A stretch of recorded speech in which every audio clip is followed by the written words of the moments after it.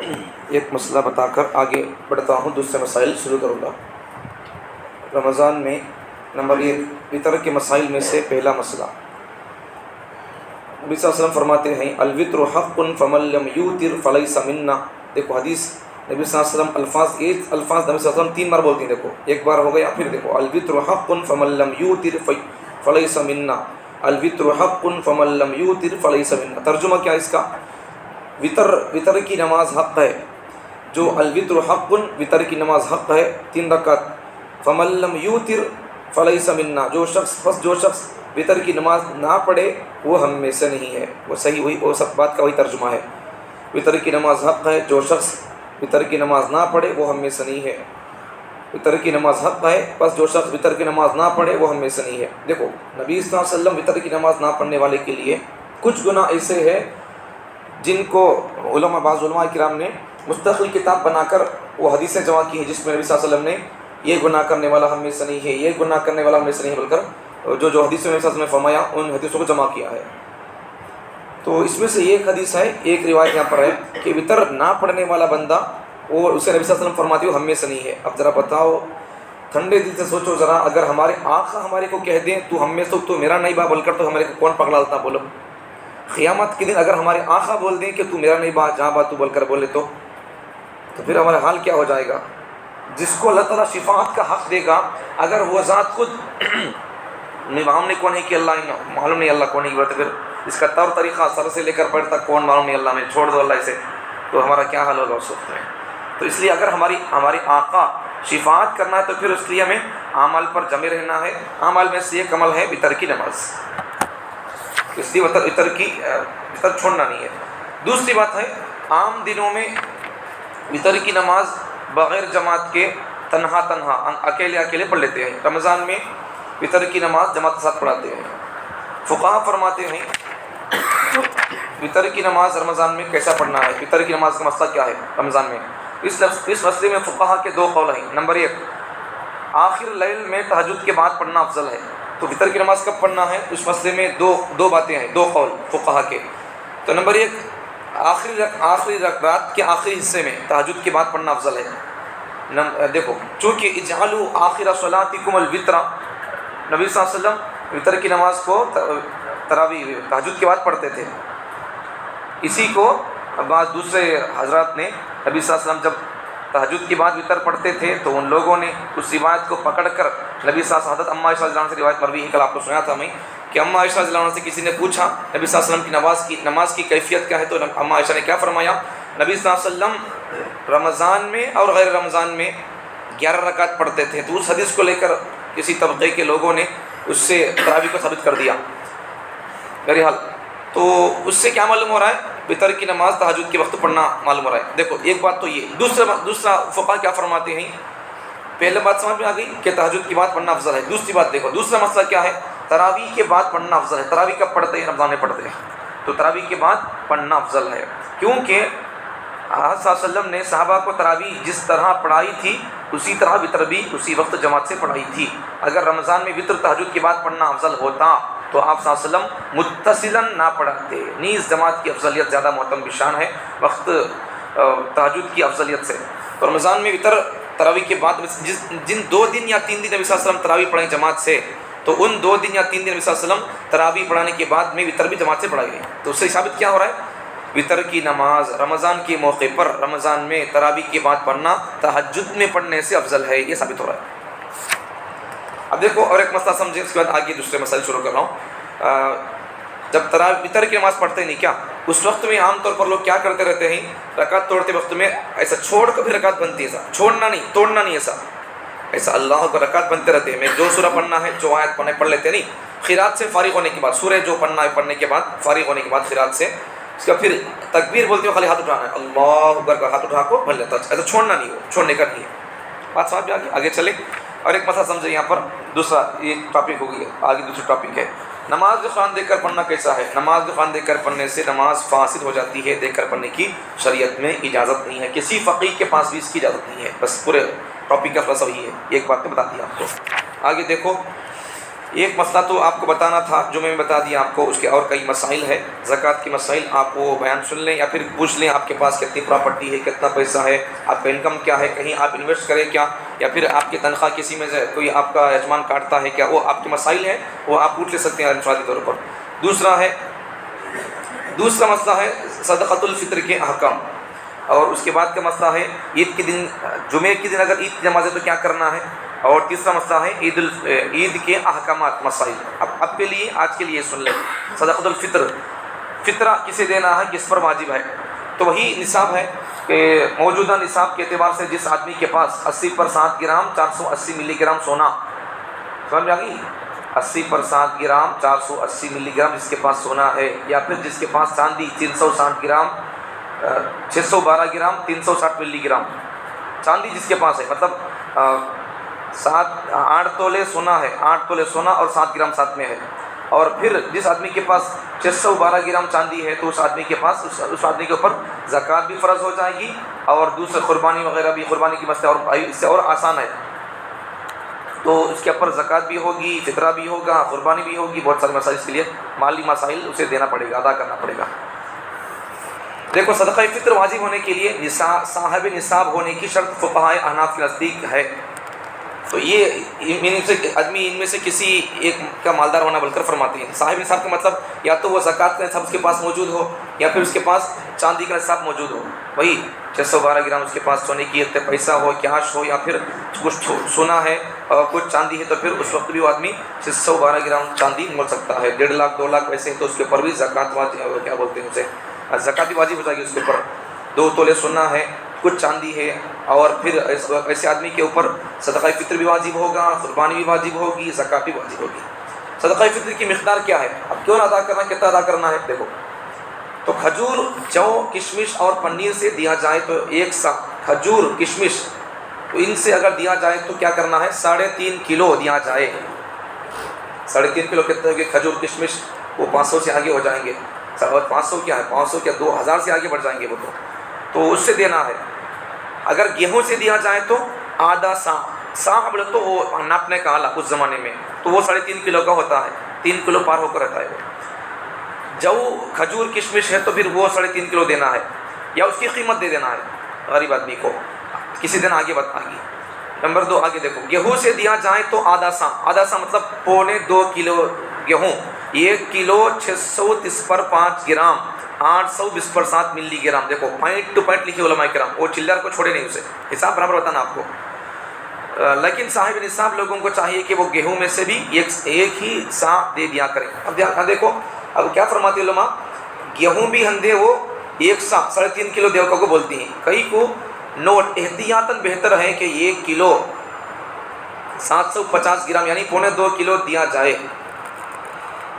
دیکھو آج میں بتاؤں گا آپ کو، ایک بات سمجھ میں آ گئی، صدقہ فطر دینے کے بارے میں نصاب کیا ہے، اس کے بارے میں کیا ہے، کن چیزوں کو خدمت دیکھنا ہے، کھجور کی یا پھر کشمش اور جو، پنیر، ان سے دینا ہے تو 3.5 کلو، یا تو وہ مال یہی دیں کھجور وغیرہ، یا پھر ان کی قیمت کتنی ہوتی ہے، 3.5 کلو کھجور کی، جو کی، کشمش کی، ان کی قیمت دے دیں۔ دوسری بات، وہ ایسا 2.25 کلو گیہوں، یا پھر بہتر ہے کہ آدمی، مالدار آدمی کے لیے وہ 2.25 کلو گیہوں نہیں، سر کا پورا 3.5 کلو گیہوں کا ریٹ لگا کر وہ غریب آدمی کو پہنچا دے۔ یہاں تک تو بات رہی۔ اب دیکھو ایک سوال کا جواب، صدقۃ الفطر کے فوائد کیا ہے؟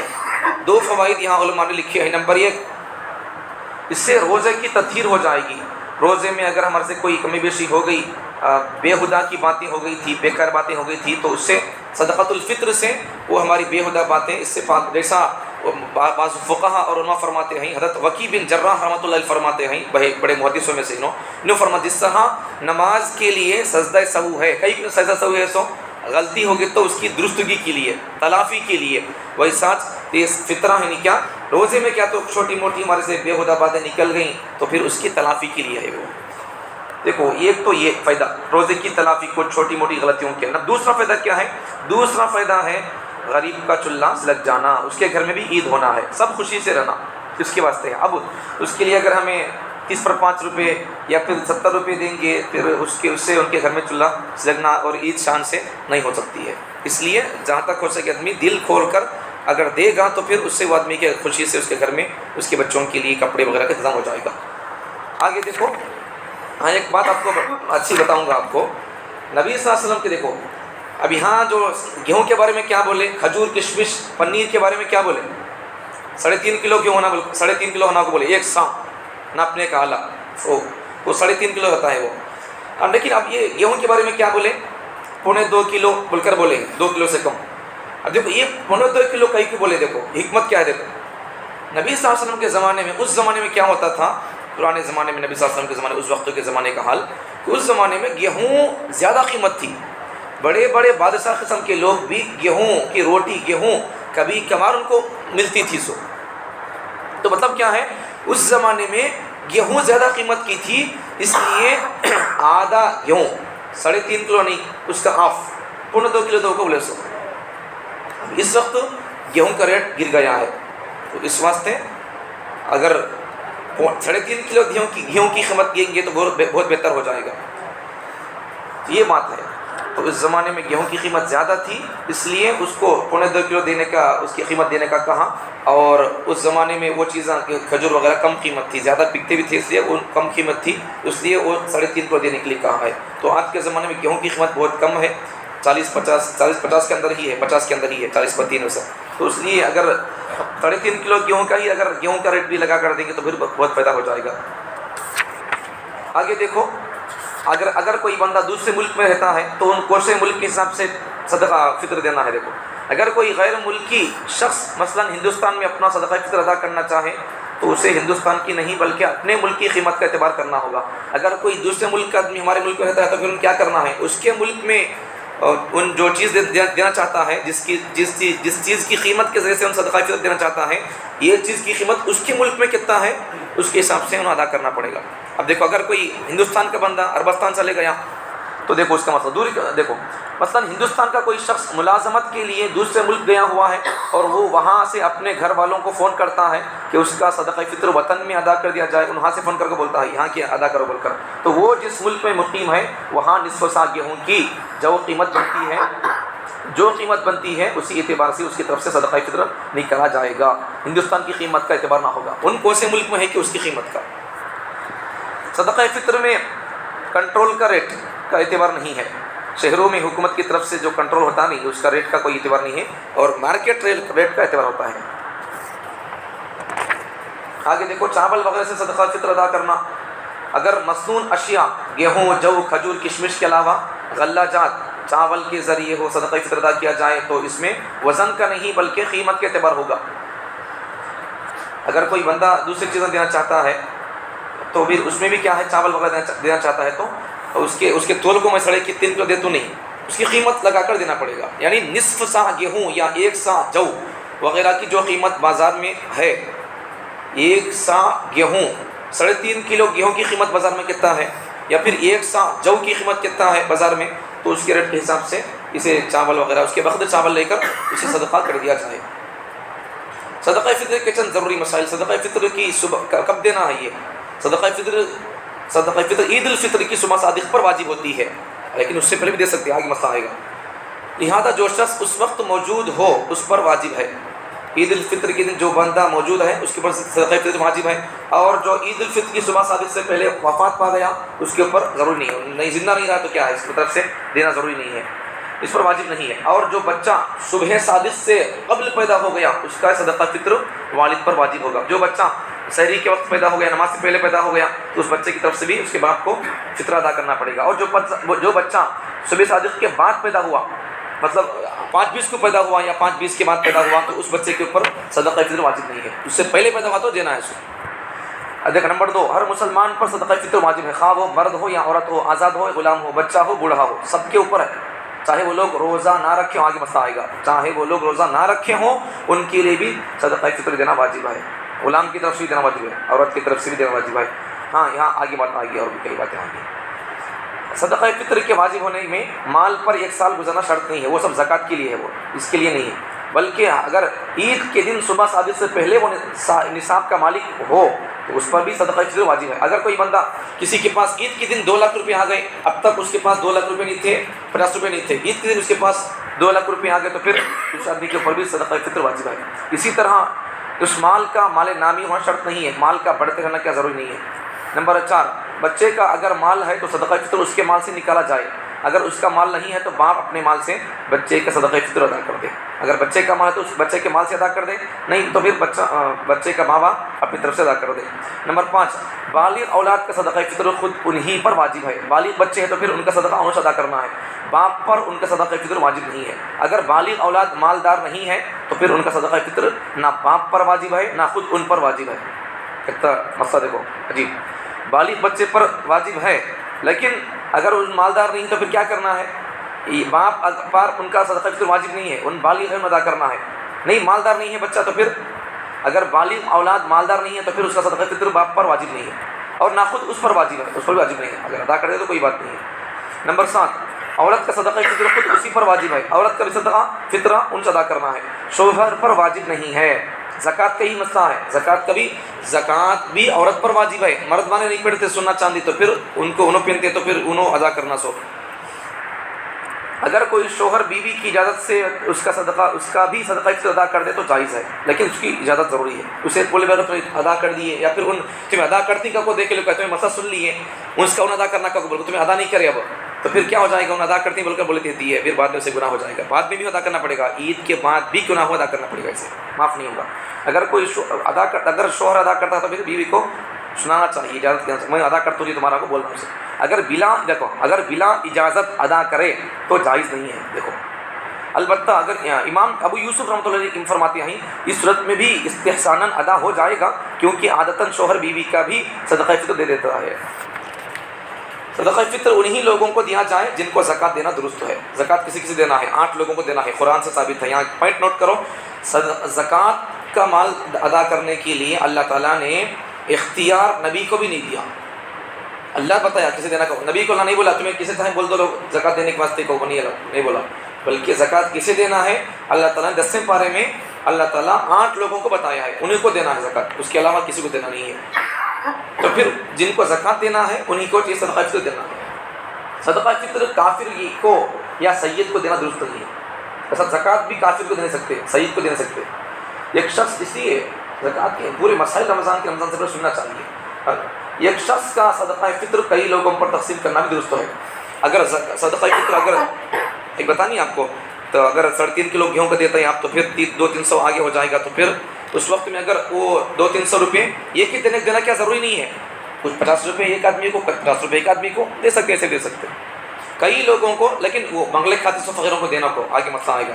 وہ بعض گاؤں میں ہمارے گاؤں میں کیا کرتے ہیں تو اجالے پر اٹھانے کے واسطے رمضان میں آتے لوگ، ان کو دینا نہیں ہے، ان سے ادا نہیں ہوگا، آگے بات آئے گی۔ ایک شخص کا صدقہ فطر کئی لوگوں پر تقسیم کرنا بھی درست ہے، اور کئی لوگوں کا صدقہ فطر ایک فقیر کو دینا بھی درست ہے۔ ایک کا کئی لوگوں کو دے سکتے ہیں اور کئی لوگوں کا ایک کو دے سکتے ہیں۔ ان لوگوں کو صدقہ فطر دینا افضل ہے، اپنے محتاج بھائی اور بہنوں کی اولاد کو، اپنے محتاج چچا اور تایا کو، اپنے محتاج ماموں اور خالہ اور ان کی اولاد کو، پڑوسی کو، اہل محلہ اور اہل شہر کو۔ جو لوگ آپ کے بھائی بہنوں میں سے یا پھوپھی خالہ میں سے یا پڑوسیوں میں سے جو لوگ غریب ہیں، غریب کا مطلب مرد مرنا نہیں، غریب کا مطلب اس کے پاس وہ پیسے نہیں ہونا، جو تجھے بتایا نہیں ابھی، زکوٰۃ کا نصاب ہو، چاندی کا نصاب، سونے کا نصاب ہو، چاندی کا نصاب ہو، یا پھر 1.5-2 لاکھ پیسے ہو، اس کے پاس کچھ بھی نہیں ہونا ہے، وہ سب بھی کچھ نہیں تو اس کو دے سکتے ہیں، ورنہ پھر مرد تو مر گیا لیکن وہ تمہارے سے بڑی مالدار ہے، ادا نہیں ہوگا۔ ٹھیک ہے، مرد مر گیا دیکھو نہ کو، اس کے پاس مال ہے کیا وہ دیکھو، ہو سکتا ہے پوچھ لو کیا ہے تمہارے پاس، کتنی مالیت ہے، تمہیں کتنی مالیت کے مالک ہیں، پوچھ جا کر کیا کرنا ہے، ورنہ پھر ایسے ہی دے دیں گے، پھر ادا نہیں ہوگا، بس ختم ہے، کل آگے بتاؤں گا۔